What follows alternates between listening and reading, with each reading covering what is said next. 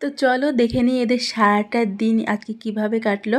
তো এতক্ষণে তাদের সঙ্গে যোগ দিয়েছে এখন মনা।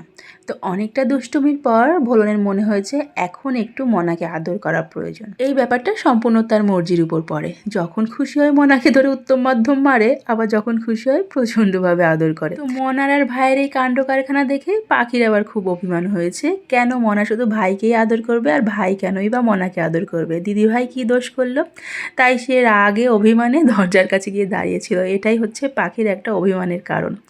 তো পাখিকে মনা জোর করে ধরে নিয়ে আসলো। এখন হবে মনা আর পাখির আদর খাওয়া। তো এটাই চলতে থাকে সারাদিন বাড়িতে। এই বাড়িতে আসার একটা মূল কারণ হচ্ছে হাজারটা দুষ্টুমি কিন্তু কেউ বকবে না, উল্টে আরও সবাই মানাবে, আদর করবে।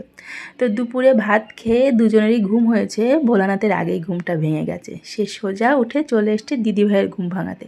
দিদিভাই তো কিছুতেই উঠবে না, দিদিভাই একবার ঘুমোলে কিছুতেই আর উঠতে চায় না।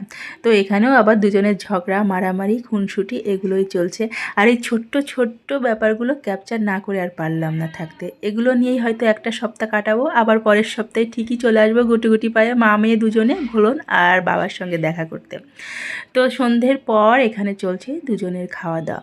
হাজার মারামারি হলেও ভাইয়ের প্রতি দিদিভাইয়ের যে একটা দায়িত্ব কর্তব্য আছে এটা কিন্তু পাখি ভোলে না। আর খাওয়া দাওয়ার পর শুরু হয়ে গেল তাদের ছোট্টবেলার খেলনা নিয়ে খেলা। এই দোলনাটা ছিল ভোলানাথের ছোটোবেলার দোলনা, আমার বাবা দিয়েছিল কিনে। তো সেটাতে খুব একটা চড়া হয়নি, এখন হয়েছে তাদের খেলার সঙ্গে এটা। তো এটাতে উঠেই তাদের খেলনা হচ্ছে, মারামারি হচ্ছে, আবার কিছুটা ভাব হচ্ছে। টেবিলে বসে আমি টুকটাক ভিডিও এডিট করছিলাম, তার ফাঁকে তাদের এই কাণ্ড কারখানা একটুখানি ক্যাপচার করে নিলাম। ভোলানাথের রিয়াকশন দেখে নিশ্চয়ই বুঝতে পারছো এখন কি ঘটতে চলেছে আমাদের।